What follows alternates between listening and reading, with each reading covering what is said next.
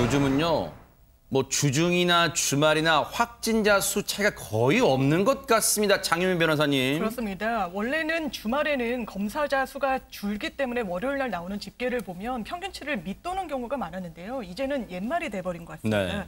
일단 오늘 0시 기준 확진자 수 1,318명을 기록했습니다. 하하. 국내에서 코로나19 발병 이후에 일요일 집계된 확진자 수로는 최대 규모라고 그래요? 하고요.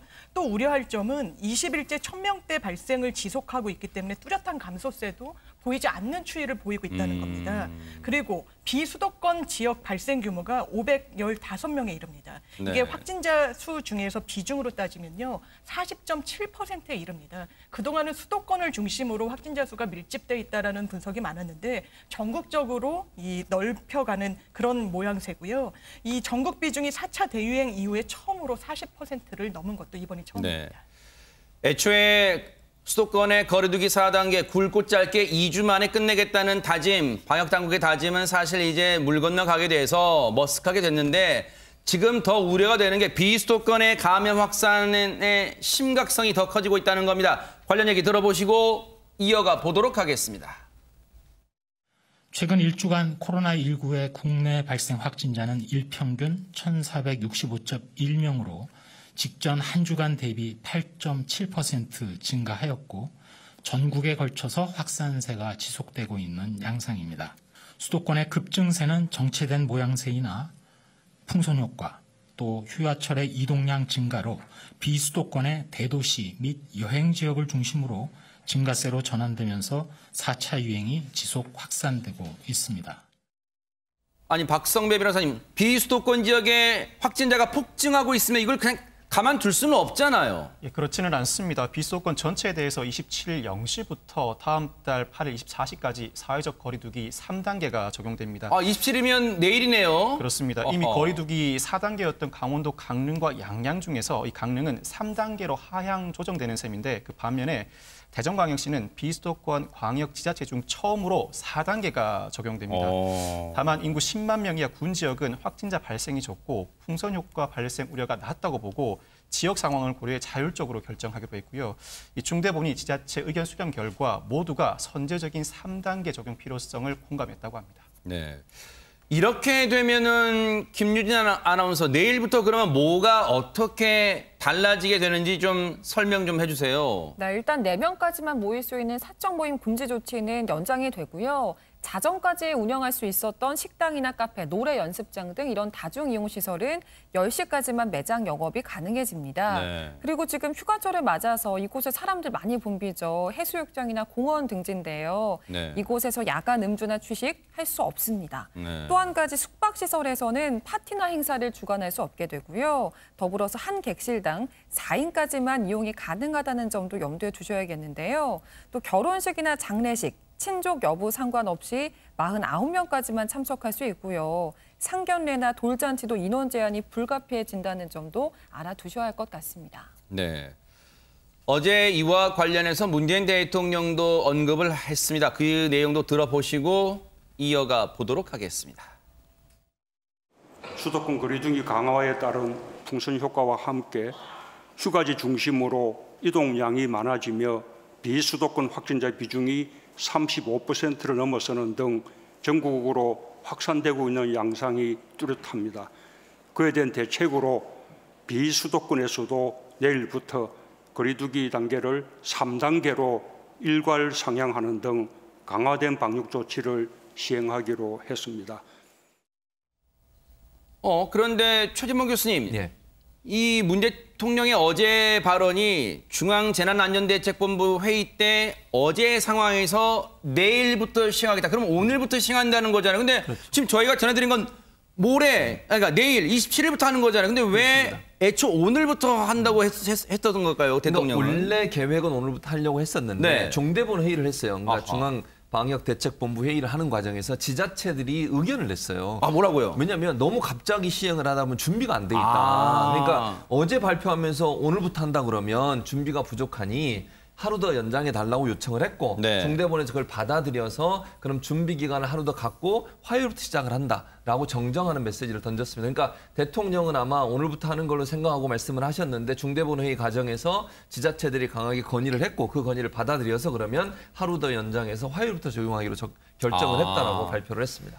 이렇게 되면 이제 내일부터 비수도권도 3단계가 되면서 여러 가지 이제 생활 제약도 따를 거예요. 그렇다면 비수도권 이 주민분들, 시민분들의 반응은 어떨까 궁금합니다. 장윤민 변호사님. 네, 일부 지역에서는 불만의 목소리도 나오고 있습니다. 왜냐하면 지역별로 확진자가 나오는 추이가 좀 다르기 때문에 이걸 일괄해서 규제하는 게 과연 타당한가 이런 목소리들도 있는 건데요. 일단 이와 관련한 중대본의 설명은 이렇습니다. 현재의 확산세를 감소시키기 위해서는 정말 어쩔 수 없는 조치였다. 이게 불가피한 조치였기 때문에 양해를 구한다는 입장을 내놨고요. 또 하나는 풍선 효과를 막기 위해서 전국 단위로 통일된 3단계 조치가 불가피했다라는 겁니다. 왜냐하면 어느 지역은 규제를 완화하고 어느 지역은 규제를 강화하면 또 완화된 지역으로 사람들이 몰릴 수가 있기 때문에 이 부분까지 고려했고 또 전문가와 지자체들도 의견을 같이 해서 최종적으로 낸 안이라는 게 중대본의 설명입니다. 네. 그런데 늘 말씀드리지만 코로나가 사람 가리면서 오지는 않잖아요. 코로나 탓에요.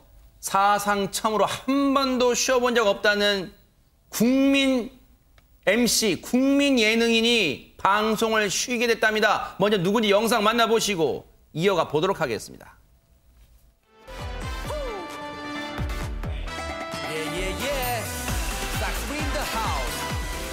흐르는 시간 속에서 너와 내 기억은 점점 희미해져간다. 끝난 줄 알았어. 아니 국민 MC 유재석 씨한테 대체 무슨 일이 생긴 겁니까? 김유진 아나운서. 네, 유재석 씨가요. 지난 21일에 한 프로그램 녹화장에서 확진 판정을 받은 스태프와 밀접 접촉을 했습니다. 하하. 그래서 코로나19 검사를 받았는데 음성 판정이 나오긴 했지만 지금 자가격리에 들어가게 됐는데요. 그래요? 소속사 측에 따르면 현재 건강상 특이사항은 없다고 전해지고 있습니다. 네. 다만 유재석 씨가 지금 고정 4개의 프로그램에 고정적으로 출연을 하고 있거든요. 그렇기 때문에 이 프로그램들이 녹화가 취소되거나 연기가 되면서 일정상에 좀 차질이 빚어지지 않을까 이런 우려가 나오고 있습니다. 그러겠네요. 왜냐하면 뭐 말할 것도 없지만 유재석 씨가 가장 핵심인데 그 예능 프로그램에 그 핵심 없이 이 일정을 소화하기는 무리가 있겠죠. 그런데 최정화 기자님, 유재석 씨 개인적인 입장에서 보면 엎어진 김에 쉬어간다고 잠시 요 기간에 좀 숨고르기 좀 할 수 있을까요? 어떻습니까? 네, 정확히 그 표현이 맞는 것 같은데요. 지난 2000년도부터 사실은 이 텔레비전에 유재석 씨가 안 나오는 그 시기가 있었나 생각해보면 없었거든요. 그래요. 그러니까 쉴 새 없이 계속해서 예능 프로그램을 통해 이 대중에게 기쁨을 줬습니다. 하하 씨, 굉장히 절친한 방송인이죠. 하하 씨가 이 유재석 씨의 삶에 대해서 이렇게 얘기를 한 적이 있는데요. 나는 그렇게는 못 살겠다. 일단 유재석이 아침에 새벽 6시에 일어나서 신문을 먼저 보고 와하. 그리고 뭐 바둑을 둘 때도 있고 네. 일단 하루에 운동은 무조건 3시간씩 하고 야하. 그리고 틈이 나면 영어랑 한문 공부도 한다. 나는 저렇게 못 산다라고 이제 재치 있게 얘기를 하기도 했었는데 네, 거의 사실- 최진봉 교수님의 삶은 거의 비슷한데요. 네. 네, 그렇죠. 네, 그렇습니다. 최진봉 교수님과 비슷한데 네. 이렇게 20년 만에 처음으로 긴 휴식을 갖게 된 이 유재석 씨를 향해서 많은 누리꾼들이 그동안 사실 너무 고된 스케줄이었다. 푹 쉬고 건강하게 돌아왔으면 좋겠다라고 이야기를 하고 있습니다. 네. 사실 요즘 유재석 씨가 나오는 광고 중에 그 생명보험 광고가 있더라고요. 그런데 거기 보면 이 나이가 한 해 한 해 들어갈수록 자기 몸이 달라진다는 걸 여실히 느낀다. 그런 뭐 말이 있어요. 그래서 아마 그런 걸 생각해봐도 개인적으로 잠시 쉬는 시간을 갖는 것도 에너지 충전하는 좋은 기회라고 생각합니다. 자, 그런가 하면요. 진짜 여전히 우리를 불쾌하게 만들고 분노하게 만드는 일이 계속해서 터지고 있습니다. 영상 만나보시고 이어가 보도록 하겠습니다. 문 여세요. 문 열어서 관계가 나갑니다. 안에 사람 있는 거 아니까 문 여세요. 단속 받았습니다.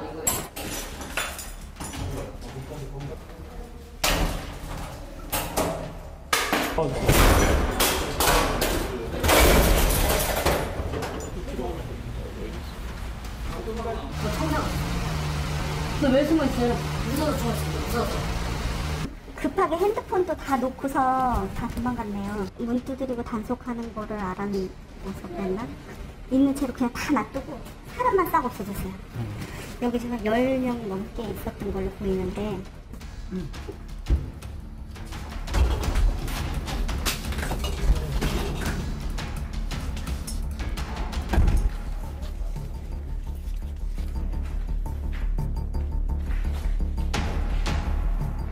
이건 침해 아니야 이거? 일부러 그냥 협조해 주세요. 방금 앨범 매각하는 방송 나옵니다. 이거 없네. 없을 거 아니야? 방송에 띄울 거예요? 근데 개인 허가 없이 이렇게 찍어도 되는 거야? 그러게요. 뭐든지 머중간하게 아는 게 무서운 겁니다. 뭐 많이 어디서 막 얘기 들었나 봐요. 법치국가 아니야? 이거 인권 침해 아니야? 이거 다 방송 화면에 쓸 거 아니야? 뭐 뉴스는 많이 평소에 접하셨나 보네요. 세상에 그렇게 저렇게까지 저 지하 퀴퀴한 냄새 나는 그런 데까지 가서 숨으면서 술 마시고 싶습니까? 최진봉 교수님. 창피한 줄 아는 거죠, 본인도. 그게 얼마나 잘못되는지 아니까 저런 행동하는 거 아니겠습니까? 저게 방송 타면 본인 얼굴에 먹칠한다는 거 본인 알면서 저런 행동하는 거잖아요. 모르면서 하는 게 아니에요. 지금 말씀하신 것처럼 저렇게 찍히면 본인이 얼마나 창피한 건지 아니까 냉장고 뒤에 뭐 밀실 만들어요. 거기까지 숨는 거 아닙니까? 당당하다면 왜 숨습니까? 나와서 얘기하지. 본인 뭐 인권 침해라고 얘기하시는데 인권 침해의 문제가 아니고요. 야, 저 냉장고 뒤로 다 가려놨네, 밀실을. 냉장고 뒤로 밀실을 만들어놨어요. 진짜. 저게 얼마나 잘못된 행동이고 본인들이 얼마나 부끄러운 행동을 아는 거 아닙니까? 네. 그러면서 저런 행동하고 또 나오면서 저런 말을 합니까? 창피한 줄 아세요, 제발. 그러니까요. 소상공인들, 자영업자들 거의 죽음에까지 몰려 있습니다. 이렇게 방역 수칙 안 지키고 저런 행동을 하니까 결국은 소상공인 자영업자들이 더 어려운 거 아닙니까? 온 국민이 정말 휴가도 못 가고 2명 이상 모이지도 못하는 상황입니다. 네. 이런 상황에서 뭐 저기 술 마시고 또 심지어는요 지금 이게 경기 남부 북부경찰청하고 지자체가 합동단속한 거거든요. 고양시의 한 유흥업소 같은 경우는 네. 이게면 성매매까지 불법 영유에 성매매까지 알선하기도 하고요. 저걸 다 예약제로 한대요. 몰래 예약제로 받아가지고 문 잠궈놓고 저런 못된 행동을 하고 국민들을 화나게 하는 행동입니다. 더워서 죽겠는데요. 그렇지 않아도 저런 사람 보면 얼마나 화가 나겠습니까? 지금 17개 업소에서 85명이 적발됐어요. 정신 못 차리는 사람 너무너무 많습니다. 그러니까요. 제발 좀 정신 똑바로 차리세요. 국민들을 네. 화나게 하지 마시고. 저 철딱선이 없는 어른들 엄한 처벌받아 마땅하고요. 경기도의 집중 단속 얘기 나온 김에 현장 단속에 직접 팔 걷어붙이고 출동한 분이 있다고 하는데요. 누굽니까? 김유진 아나운서. 네, 지난 22일 경기도는요. 안양시의 한 유흥주점이 불법으로 영업을 한다라는 제보를 받고 현장을 급습했는데요. 이날 단속반을 이끈 건 바로 이분이었습니다. 네, 불법 영업 제보를 받고 유흥업소를 찾은 경기도 단속반. 지금 문고리를 뜯어내고 현장에 들어가고 있는데요. 이번 단속을 이끈 건 이재명 경기지사였습니다. 오호, 네. 이재명 경기지사의 진두지휘 아래 버젓이 영업을 하고 있는 유흥업소 현장을 적발한 단속반 40여 명. 현장을 샅샅이 뒤진 끝에 소파 뒤 밖으로 통하는 비밀 통로까지 발견을 했는데요. 네. 이번 긴급 단속으로 방역 위반 손님과 종업원 등 7명이 적발이 됐다고 합니다. 네. 참 저런 거의 진짜 겨우 사람 하나 지나다닐 구멍 같은 걸 만들어 놓고 저런 시설 몰래 만들어 놓고까지 술 먹고 싶습니까? 근데 저런 이 유흥주점을 여러 개를 단속했다는 거예요. 현장 단속을 통해서. 그런데 앞서 보면 지금 대선 후보 주자, 여당의 대선 후보 주자 중에 한 명인 이재명 경기지사가 직접 현장 단속에 나갔는데 근데 저 모습을 보고 박성배 변호사님 여론은 뭐 엇갈린 반응이 나오고 있다면서요. 그렇습니다. 경기도 관계자는 코로나19 확산세가 거센 상황에서도 불법 영업이 이어져서 사람들에게 경각심을 주고자 도지사가 직접 나선 것이다라고 설명했는데 이를 두고 일각에서는 대권을 의식한 것이다. 보여주기 쇼다라는 반응을 보이는 반면에 또 다른 측에서는 그래도 직접 실천하는 모습이 보기 좋다. 추진력 있다는 엇갈린 반응이 나오고 있습니다. 네.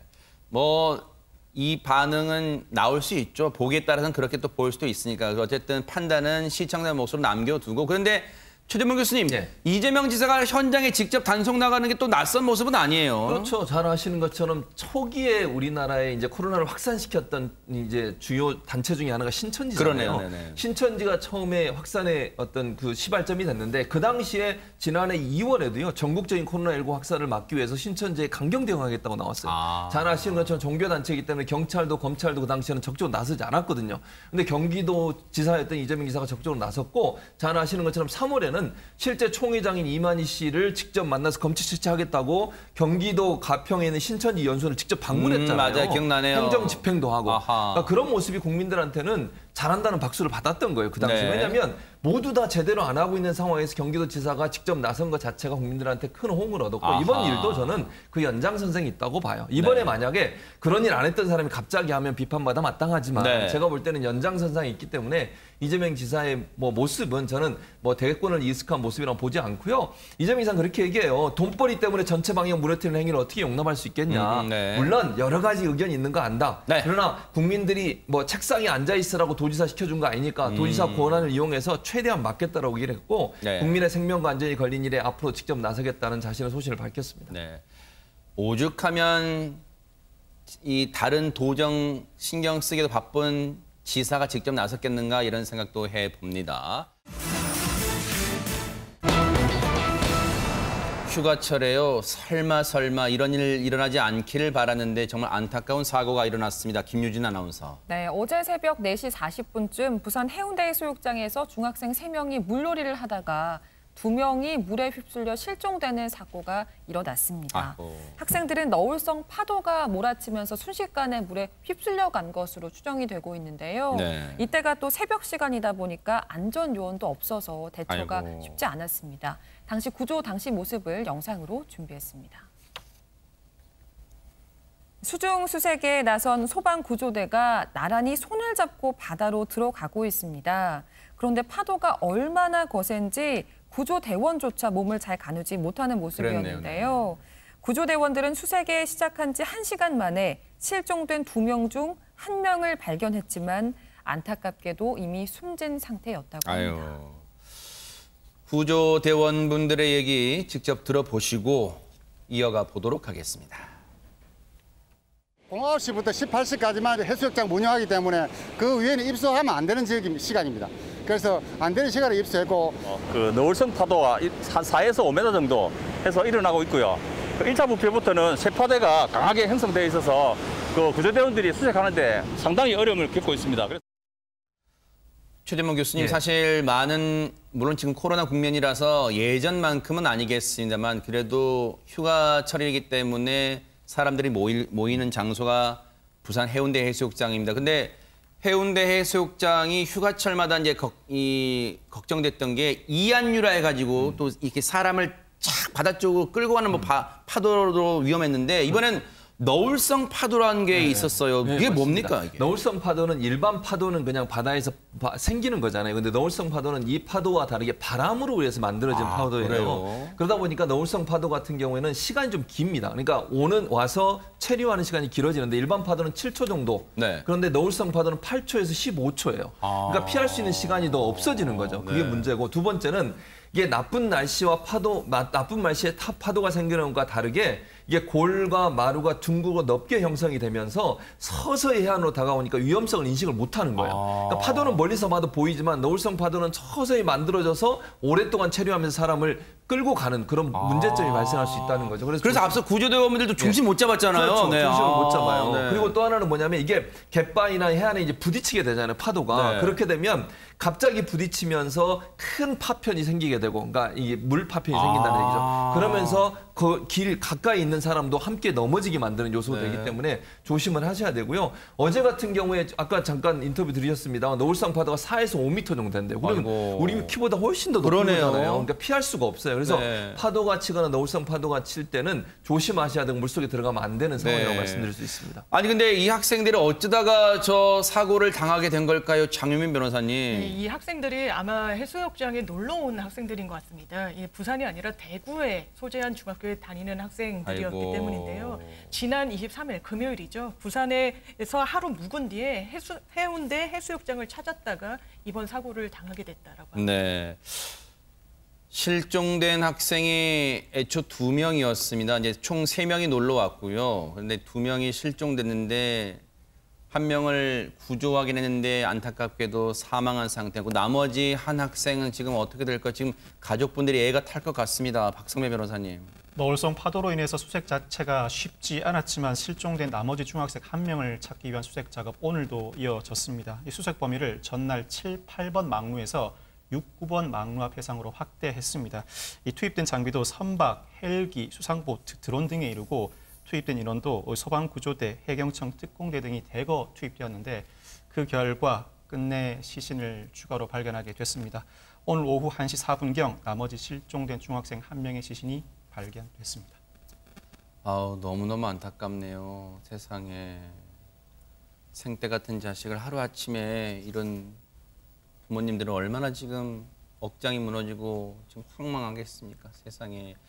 이 지자체 입장에서도요. 해운대 해수욕장도 물론 안전요원이 없는 새벽 시간대 갔다는 걸로 일단 이 뭐 사고가 일어났다고 그냥 끝낼 게 아니라 인력이 허용한다면 인력이 허용하지 않더라도 이 휴가철만큼은 새벽 시간대에도 뭔가 안전요원 배치 문제라든가 이런 이 안전 대책을 마련하는 게 지금 부산 및 각 휴양지 이 지자체들이 해야 될 일이 아닌가 그런 생각을 해봅니다. 너무너무 안타깝습니다. 우리 희생된 두 학생들의 명복을 빌겠습니다. 아, 너무 안타깝네요. 네, 자.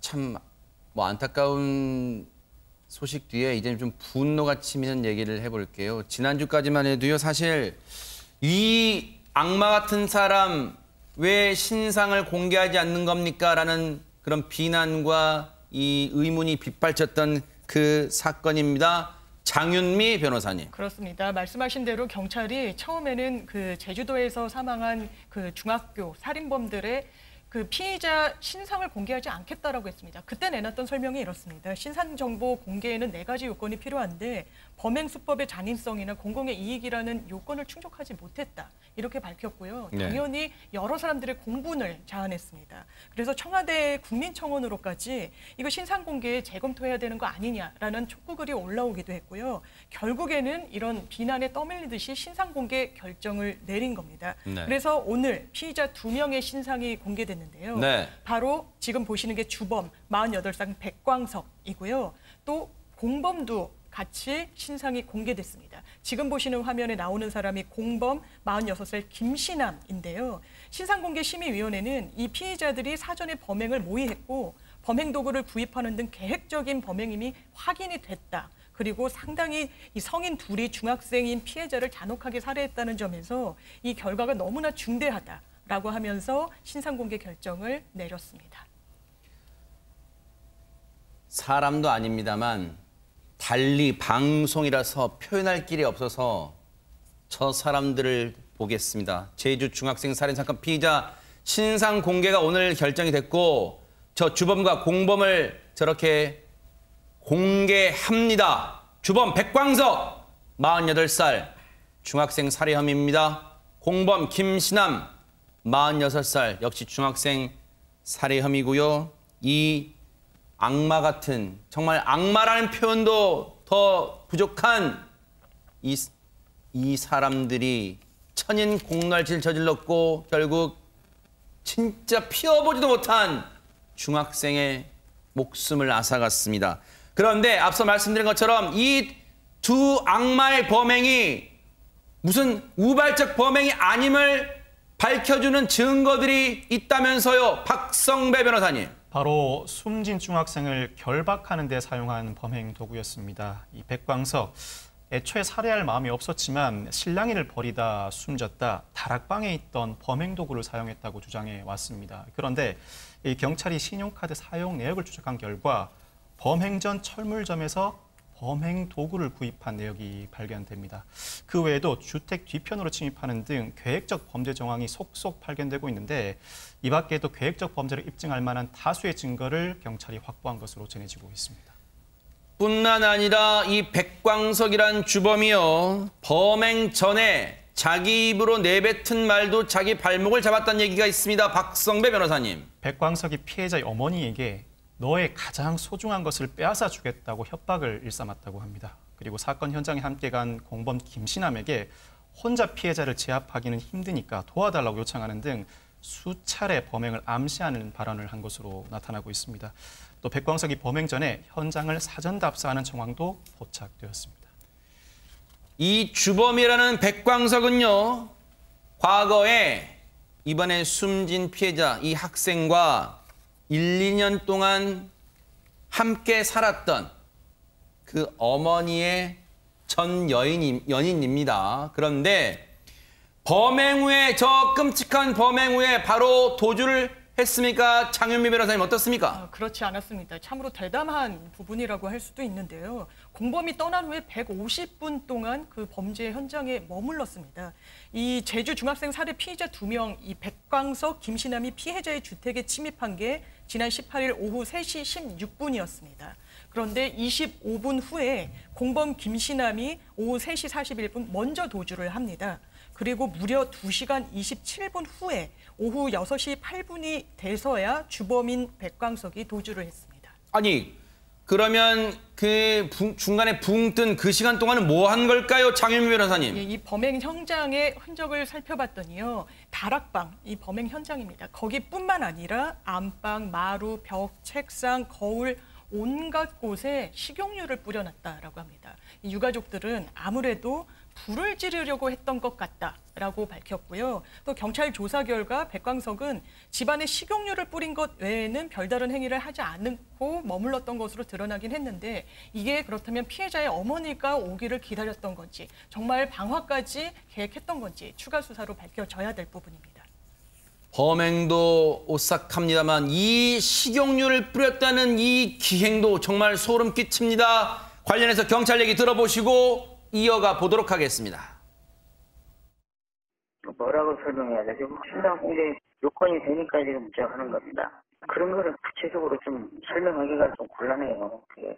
뭐 다락방이랑 안방 이런 데 식용유 뿌렸다고 나오더라고요. 뭐 방화 시도를 한 건가요, 이 피해자가? 방어한 거는 없습니다. 식용유 뿌린 건 맞습니다. 예. 공범이랑 왜 공모를 했는지는 좀 밝혀졌나요? 예. 그거는 좀 얘기할 수가 없고, 예. 지금 네네. 아직도 수사 중이기 때문에 저는. 예. 네. 아니 그렇다면 박성배 변호사님, 범행을 저지른 후에도 2시간 반 동안이나 그 집에 머무르면서 있었다. 그런데 그럼 그 사이에 식용유를 온갖 집안 구석에 뿌리고 다녔다. 그런데 그것만으로는 2시간 반을 설명하기가 부족할 것 같습니다. 그렇다면 혹시 방화를 할지 말지를 고민했을까요? 아니면 그 숨진 학생의 어머니가 귀가하기를 기다린 걸까요? 방화 시도 의혹에 대해서는 생각만 하다가 나왔다고 애매한 진술을 하고 있습니다. 이 경찰에 따르면 이 백 씨가 헤어지자는 피해자 어머니의 말에 앙심을 품고 이 사건 범행을 저질렀지만 피해자 어머니까지 살해하여 했는지는 계속 수사 중이라고 밝히고 있습니다. 그렇지만 범행 동기에 따르면 궁극적인 범행 대상은 피해자가 아니라 피해자의 어머니죠. 이 백 씨는 아들과 연락이 닿지 않아 걱정스러운 마음에 피해자 어머니가 귀가하기를 기다리고 있었다고 봄이 합당해 보입니다. 네. 아니 그러면 최정아 기자님, 숨진 피해 학생의 어머니와는 전 연인 사이잖아요. 왜 그러면 갑자기 이렇게 뭔가 살해하겠다고 협박할 정도로 관계가 틀어진 겁니까? 네, 이 두 사람의 관계가 지난 5월부터 급격히 틀어지게 됐다고 합니다. 그 이유가요. 피해자의 어머니가 식당을 열기 시작하면서 이제 당연히 외부 활동이 많아질 거 아닙니까? 그렇게 하면서 굉장히 좀 의심이 많아져서 다툼이 많아졌다라고 알고 있는데요. 네. 특히나 CCTV, 식당 CCTV로 감시를 하면서 다툼이 잦아졌다라고 세상에. 얘기를 합니다. 피해자의 어머니가 이렇게 얘기를 했는데요. 새벽에 몰래 들어와서 휴대전화를 가져간다. 6월에만 5대를 부쉈다. 이게 한 달에 5대를 부수는 게 상식적인가요? 전 이런 얘기 처음 들어봤는데 안방 서랍을 다 열어서 제 청바지를 다 가져가 버렸다. 어디 일 다니지 못하게 하려고 한 거다라고 하면서 굉장히 좀 심한 의심에 대해서 얘기를 하기도 했고요. 이 피해자의 어머니는 2, 3일에 한 번꼴로 목을 졸랐다. 참으면서 내가 살면 되겠지 싶었는데 이렇게까지 갈 줄은 몰랐다라고 굉장히 이야기를 했습니다. 저 행위를 보면요. 저 여성, 숨진 피해 학생의 어머니를 향한 의심의 정도가 정말 이루 설명할 수가 없을 정도입니다. 그러니까 일반적이지 않죠. 네. 그래서 사실은요, 이 사람이 전과 10범이에요. 세상에. 한 번도 아니고 이런 비슷한 사례가 또 있었습니다. 그러니까 아하. 수차례 본인하고 헤어지자고만 하면 문제를 일으키거나 협박을 하거나 가서 해코지를 하는 거예요. 네. 그런 일이 있었는데요. 먼저 2가지 사례를 말씀을 드려보면 하나는 전 연인이었습니다. 이 여성도 헤어지자고 하니까 집에 찾아가서 방화를 했고요. 방화하고 나서 7년 뒤에 또 찾아갑니다. 네. 그래가지고 살해 위협을 하고 폭행을 해서 결국 이 사람 징역 2년에 집행유예 3년을 선고받았고요. 집행유예 기간 중에 또 다른 여성과 교제하다가 그 여성이 또 이별을 통보하니까 흉기와 끈으로 협박을 하고 결국 또 징역 6개월이 교도소 수감이 된 상태였어요. 네. 그런데 풀려나서 또 3번째로 지금 이 피해자 학생의 어머니를 상대로 똑같은 일을 또 하잖아요. 그러니까 이게 이 사람은요 아주 그 뭐랄까요 일반적인 사람이라고 보면 안 된다고 봐요. 저는. 네. 저 사람 저렇게 그냥 나오면요 또 그런 일 하지 않겠어요? 제가 볼 때는 좀 이 엄벌에 처할 뿐만 아니라 저런 일 못하도록 격리를 좀 오랫동안 시켜야 된다고 저는 개인적으로 생각을 합니다. 네. 너무너무 소름 끼칠 정도로 같은 수법의 범행이 2차례나 이번 말고 2차례나 앞서 또 있었다는데 정말 놀라움을 금할 수가 없습니다. 그렇다면 이번에도 보복범죄 피해자 어머니를 상대로 한 보복범죄를 시도하다가 결국 아들이 희생된 걸까요? 김유진 아나운서. 네, 그렇게 추정이 되고 있는데요. 일단 피해 학생의 어머니는 백광석이 평소에 아들을 먼저 해치고 자기를 해치겠다 이렇게 지속적으로 협박을 해왔다라고 밝혔습니다. 그래서 아들이 걱정돼서 조심하라고 늘 얘기를 했지만 그럴 때마다 아들은 자기가 제압할 수 있으니까 괜찮다라고 안심을 시켰다고 하는데요. 그러면서 앞서서 가정폭력 사건이 발생했을 때도 침착하게 대처를 해왔다고 합니다. 자, 이 천인공노할 범죄를 저지른 2사람에 대해서 앞으로 재판 과정도 뉴스파이터가 바짝 따라붙어 보도록 하겠습니다. 자, 도로에서 사고가 났는데 뭔가 미스터리한 부분이 많다고 합니다. 그 얘기를 해볼까 합니다. 김유진 아나운서. 네, 경남 밀양에서 발생한 사건입니다. 이 사건은 SUV 차량과 자전거 운전자 간 그런 벌어진 사건인데 특이하게도 양쪽에 접촉 없이 사고가 벌어졌다고 합니다. 허허. 당시 상황 영상으로 보여드리겠습니다. SUV 운전자의 차량 블랙박스 영상입니다. 지난 3월 경남 밀양의 한 도로인데요. 당시 운행 제한 속도가 시속 30km 정도였지만 SUV 차량은 시속 42km로 주행을 하고 있었습니다. 이제 곧이어서 4차선 교차로에 진입을 하려는 SUV 차량, 신호가 황색으로 변했지만 네. 그대로 진행을 했습니다. 네. 그때 오른쪽에 지금 이 자전거 운전자 보셨죠? 있네요. 이 운전자가 네네. SUV 차량을 보자 지금 넘어지는 그런 모습을 볼 수가 있는데요. 네네. 이 당시 상황이 담긴 또 다른 CCTV 화면 보여드립니다. 적색 신호에 자전거가 교차로를 향해 역주행을 하다가 중심을 잃고 쓰러지는 모습을 볼 수가 있는데요. 아, 자전거 역주행 상황이네요. 네네. 네, 왜냐하면 이 도로 진행 방향상 자전거는 저방향으로 와서는 안 됩니다. 그러니까 네네. 역주행을 하는 상황이었고 그것도 빨간불에 역주행을 한 건데요. 네. 아무래도 양측 모두 과실의 측면에서 다툼의 여지가 있어 보이는 그런 장면입니다. 네. 저 상황 일단 분명한 건 자동차와 접촉은 없었네요. 멀찌감치 떨어져 있었으니까. 예, 비접촉 교통사고인데요. 뭐 비접촉 교통사고도 사고 원인을 제공했다면 처벌받는 건 맞습니다. 다만 이 상황에서는 과실을 참 많이 따져봐야 될 것 같은데 해당 SUV 운전자 같은 경우에는 매일같이 이 길을 운전하고 있었기 때문에 상당히 좀 익은 그런 길이었다고 익숙했던 곳이군요. 네. 그래서 본인 말에 따르면 뭐 녹색불에 주행했다라고 하는데 그 상황은 사실 녹색불에서 주황불로 바뀌는 그런 상황이었고요. 아까 자전거를 타고 있던 아마 할머니가 탑승을 하고 있었는데 네. 이 할머니는 빨간불에 역주행까지 하는 그러니까 둘 쪽 다 잘못했다는 부분은 명백한 그런 상황입니다. 이 SUV 운전자 같은 경우에는요. 멀리서 이 할머니가 넘어지는 걸 보고 일단 즉시 내려서 할머니에 대한 구호 조치는 마무리를 했다고 합니다. 어떤 구호 조치를 운전자가 내려서 했는지 들어보시고 이어가 보도록 하겠습니다. 사람이 넘어졌네. 어떡하지? 저 길 가운데 넘어져 있으면 차들 많이 다니는데 많이 위험하겠다라는 생각이 들었어요. 네. 그래서 차를 멈추고 막 같이 부축해서 길 밖으로 할머니 모시고 할머니 괜찮으시죠? 병원 안 가도 되겠어요? 물어보니까 처음에는 괜찮다고 좀 앉아있다가 가면 되니까 그냥 내 갈 길 가라고 하시더라고요. 근데 제가 봐도 이게 그냥 가가 될 상황이 아닌 것 같아요. 제 전화로 119를 전화를 했죠. 네. 119 도착하는 거 보고 다 도착해가지고 할머니 차에 태우고 가시는 것까지 다 보고 그리고 저는 출근을 했어요. 근데 그때까지만 해도 되게 뿌듯해하고 있었거든요. 오늘 좋은 일 했다면서 막 그러고 있는데 갑자기 이제 오전에 경찰에서 연락 와가지고 경찰에서 연락 왔다 이후 뭔가 말 줄임표 보니까 분위기가 이상하게 변한 것 같습니다. 그러니까 이제 119에 신고했다고 그랬잖아요. 네. 그래서 119에 신고하고 구급대가 올 때까지 자리를 지키고 있었어요. 그리고 네. 인계하고 할머니도 그랬대요. 갈 길 가시라고 했는데 이분이 할머니가 이제 병원에 이송된 뒤에 대퇴골 경부 부분 골절로 인해서 전치 12주 상해 진단을 받으신 거예요.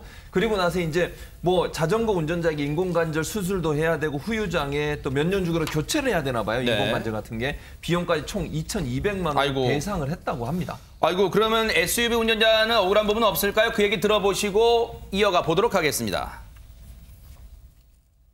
제가 이미 치료비를 다 지급을 한 상황에서 네. 처벌을 해달라고 진술 넣었다는 거는 뭐 합의를 원하고 있다라고 받아들여지는 거지. 또 지금 제 변호사님을 선임을 했는데 그래서 뭐 합의금을 요구를 한다는 얘기는 전달은 받았습니다. 그쪽에서 지금까지 뭐 전화 한 번 없고 사과 한 번 없고 뭐 그래서 뭐 배심하다 뭐 이런 걸 같습니다. 예. 본의 아니게 뭐 할머니가 많이 다쳐서 되게 뭐 저도 좀 당황스럽고 죄송하다. 좀 치료가 잘 됐으면 좋겠고 뭐 치료하는 과정에서 불편한 게 있거나 뭐 그런 게 있으면 언제든지 연락을 달라. 그리고 그 이후로 전화를 안 했다라고. 또다시 전화를 역주행도 맞고 그분도 신호위반은 둘 다 맞아요. 다른 CCTV 영상이 있거든요. 거기 보면 할머니가 이제 거기 교차로 진입하기 전에 그 상대방 차량 진행하는 모습을 육안으로 이제 보는 게 확인이 되거든요. 그런 상황에서 이제 바닥에 넘어지는 그런 상황입니다. 이제 가실 부분에 대해서는 할머니가 가해자로 되고 운전하신 분이 피해자로 해서 저희가 종결이 났습니다. 가해자라는 게 과실이 많다는 거예요, 상대적으로. 자전거 운전자가. 일단 상황은 이렇습니다. 경찰도 지금 이렇게 해석을 내놓고 있는데 일단 이 SUV 운전자가 장윤민 변호사님 이번 일로 일단 마음앓이를 좀 많이 하고 계시다고 좀 전해왔어요. 저희 제작진한테. 가족분들에게 전화까지 해서 내가 보험사 회사에도 충분히 다 배상을 받으실 수 있도록 조치해드리겠다라고 이야기를 했다라고 하는데 이 할머니 측에서는 경찰서에 진정서도 넣고 이랬다는 거 아닙니까? 그러면서 합의금, 뭐 액수를 정확하게 밝히지는 않았다고 하는데 그렇게 요구를 하고 있는 입장에서 상당히 황당할 수밖에 없을 것 같고요. 이런 경우에는 사실 합의금, 보험 처리도 된 상황에서 별도로 지급할 의무는 없어 보입니다. 네. 지금 이분도 마음이 안 좋으시고 주변에서는 이 보험 사기로 뭐 고소를 해라, 역고소를 해라 뭐 이렇게 얘기도 하는데 그럴 마음은 없으시대요. 이분께서 일이 더 커지시는 걸 바라지 않는다고 하시는데 앞으로 어떻게 흘러갈지 관심 있게 뉴스파이터가 좀 따라붙어 보도록 하겠습니다.